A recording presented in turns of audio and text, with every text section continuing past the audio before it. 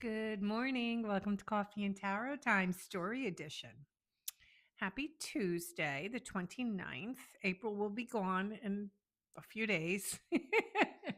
Did you enjoy it? It was a nice April. A little chilly though, but I guess April's that, in between month sort of thing. But anyway, if you have not, I'm going to mark it right here at the bottom. If you have not, take advantage of our coupon code, all caps, TRUST22. 22% off all readings at the Tower Bridge. Get over there and sign up because don't forget, right now we're in the middle of our spiritual challenge. So if you're doing it with me, put it in the comments. If you're receiving your weekly emails/horoscopes, put them in the comments. Let me know. I like to get feedback. I want to know what I'm doing. People are enjoying it, or then I won't do it if they're not. Capiche? Okay. All righty. So I did something a little bit different. I kind of put together a little story, and it's a true story. Obviously, the names have been changed to protect the innocent. Although this story goes back to before I was an online presence. I was just an in-store person. I look back to the days when people would make appointments, come into my home and sit across the table from me. And I remember my older son, because he was still home and stuff, and he's go, I don't think this is safe, Ma. I look back now and I think he was right. But anyway, people always say, do you read better on the phone? And I do. There's a reason I do. Because if you're sitting across the table from me and I start reading for you and I can see your facial expressions, then my human thought process takes over. And I just automatically assume what your emotions are and what is happening. Does that make sense? So phone readings are actually much better. I connect on a better level. So anyway, all right. Well, with all that said, so these are the kind of the cards that were drawn. And I want to talk about the story, how it unfolded. So one day, this young girl, and let me just say this girl who's now a woman, who I'm speaking of, she still comes to me for readings. Now, this is 20 plus years. So this girl one day walked into my tarot store, my angel store, and she wanted a love reading. Okay. And she was, I think she was young 20s, I'm going to say mid 20s, and her name was Mary. We'll call her Mary. And Mary was having the darndest of meeting a decent guy.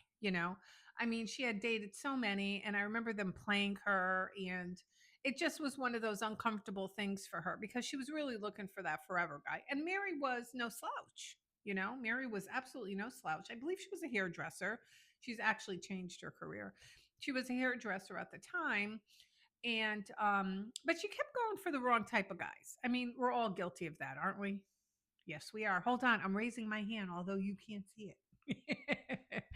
So we're all guilty of that. So Mary kept going for the wrong guys, and she would come in and she would get little 20-minute readings from me in the back of my store, or come to my psychic fair, or every once in a while she would visit me in my home. Real sweetheart of a girl. So one day she came into me and she said that she met this guy. His name was Brian, right? And she was like just enthralled with him.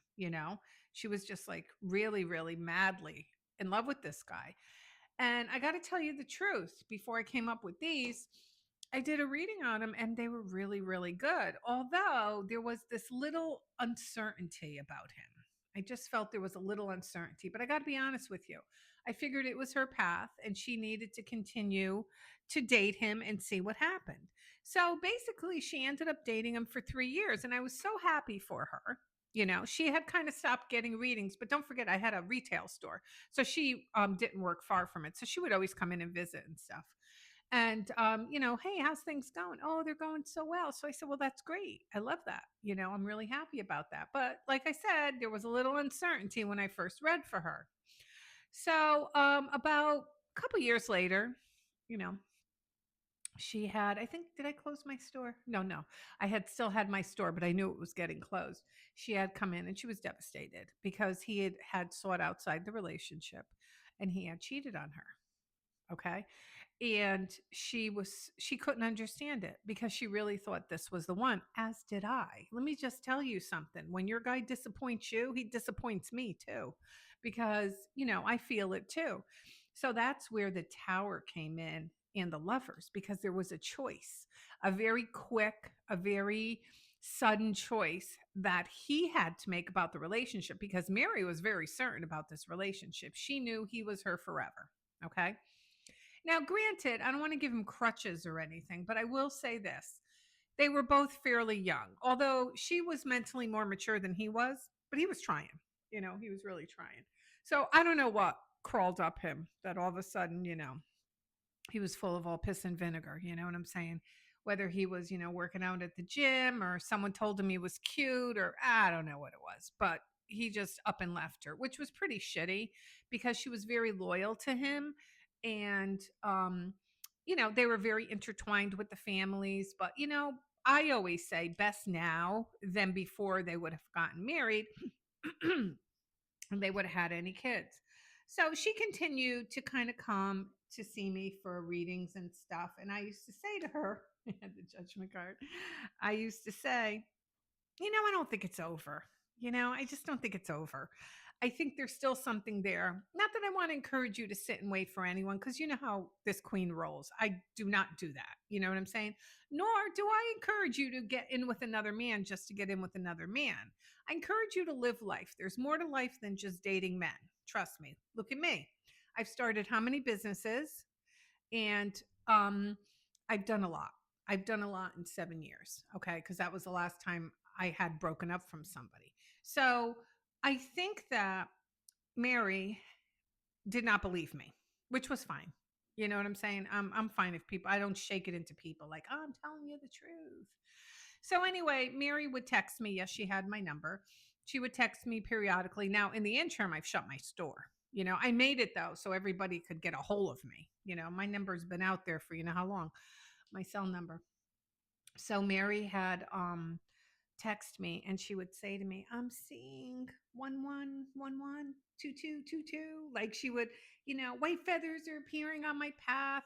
And I know myself, when you start seeing all that stuff, it's basically, think of it like this. It's basically the universe sending you Morse code and saying, we are giving you, I got to cover these because you know what happens here. We are giving you Morse code because we want to let you know that we are with you and we hear you and we are bringing to you what you need to have. Okay.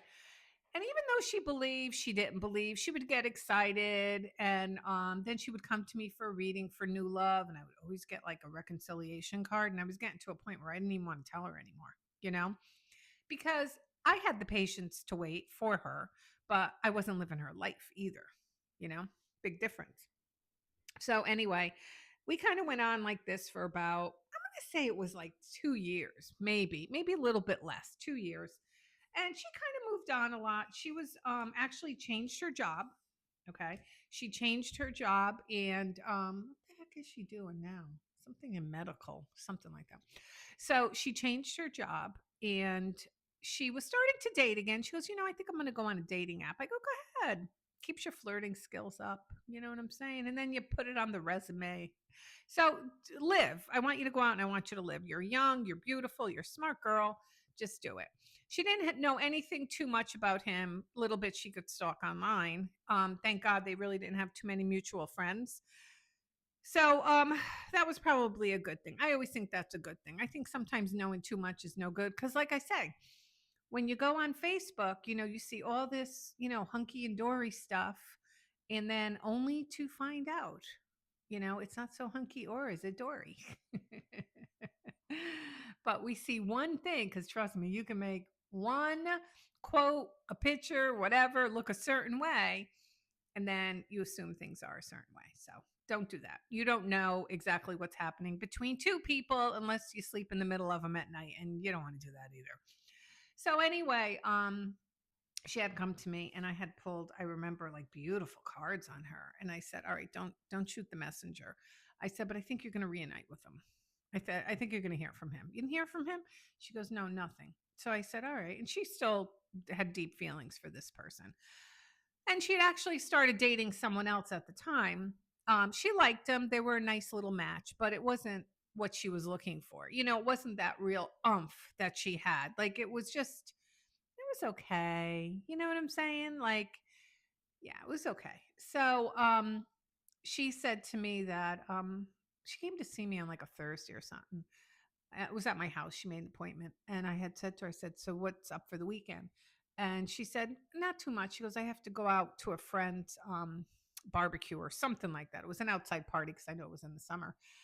And she said to me that it was her friend had started dating a new guy and he was bringing a bunch of his friends, right?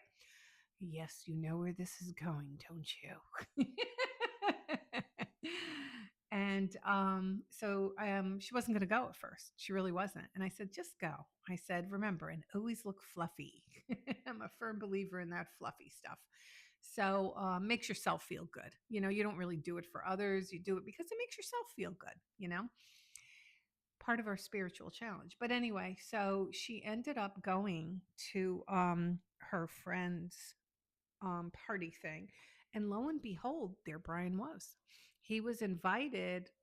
The girl's boyfriend knew him through someone else or someone else. Like there wasn't a direct contact, but it was like, if I wanted to go to somebody's party and I said to my friend, "Nah," she said, "Bring whoever you want. You can come, you can come." So she ended up going there. Isn't that like it's funny how the universe works. But is the universe really funny? I don't know. So she ended up going to the party and they started talking and he just assumed she was with someone. I don't know why. He said he wanted to come back, after he realized he made a mistake. Pride wouldn't let him. Then he thought he had seen something online that she was with someone else. So he just kept his distance and stuff. And they got to talking. So then they start dating again. And she came back to me for a reading. And I'm happy to say they've been married quite so many years now. This is going back a long time. I'm surprised I could even recall it because, I got that menopausal brain up here. And yeah, they're married. They're happy. She never asked me a relationship question anymore. It's usually work or I know she recently wanted to sell her house and buy another house. So it's usually, stuff like that. I do everything. I am an all around good reader. I just don't do health. Don't ask me about, your health. So anyway, even though my my cards don't match the situation, you know what I'm saying? I just said this to someone the other day, my friend Jackie, who was very close with me. I said, "You know what makes me a good tarot card reader?" She goes, "What? Tell me." I said, "The fact that I don't take the situation and make my cards read into it." So, in other words, I don't look at a situation like, I don't look at something on Facebook and say, "No, it's got to be this way." Because look, here it is, in black and white. I always go by what my cards tell me. I always go by what my cards. And when my cards tell me there's going to be a reconciliation, a reunion, or two people still love each other, I'm rarely wrong. Rarely.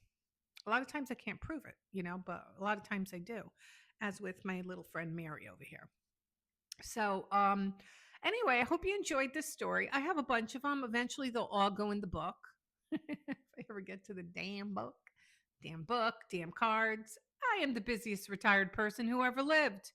Um, Remember, collective prayer. We just put in our app again yesterday morning to Apple. Fingers crossed. We've totally refurbished it. It's a totally different app now. And we've fixed everything and gave them everything they want. So everybody say a little prayer. If you know someone, you got it like a cousin, who works at Apple or whatever. Hey, you know what? I'm not opposed to it.